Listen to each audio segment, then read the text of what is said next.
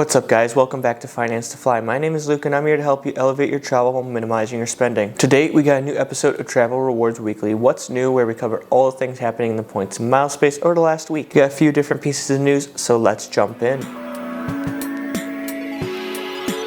First things first, Chase is launching a new sign-up bonus for the Chase Sapphire Reserve on November 16th, which is next Sunday/Monday, considering banks aren't open on Sundays. The offer is 200,000 points after $10,000 spent in the first 6 months of opening the card. This is an in-branch only offer, and it's only offered to select customers, and I think it's actually a really good offer. Only unfortunate thing is you're only going to be able to apply in person, which makes it a pain in the butt to go get the application done. But if you're able to get that, and you're able to stop in the bank, spend an hour of your day, and get the sign-up bonus, 200,000 points after $10,000 spent is a really good offer. It's the same offer as the business card, just with $20,000 less in spend, and I think this offer is really targeted towards those that aren't trying to churn the card. You're trying to hold the card for a few years. I think this is the offer that you go for, just because you do have to go through going to the bank to get the offer. Overall though, if you do jump on this offer, I don't blame you. It's a really good offer, probably the best offer they're going to offer on the card for the next couple months at least, maybe even the next couple of years.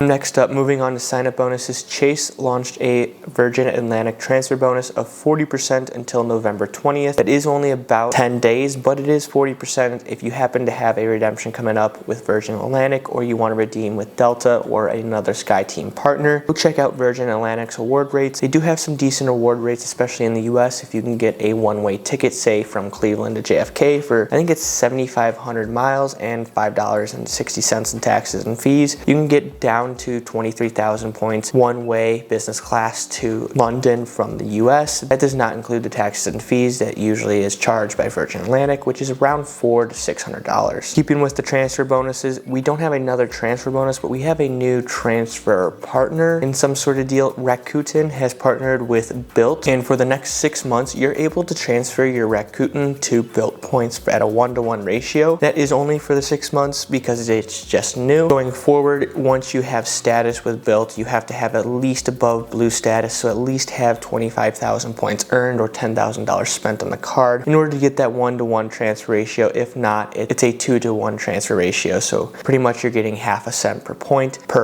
I do think this is a very solid option. Interesting to see Rakuten does go away from Amex, because Amex has been their #1 person. I think Amex owns Rakuten too, but it's nice to see that there's a new option available, especially with Bilt points, because Bilt points are incredibly valuable at this time.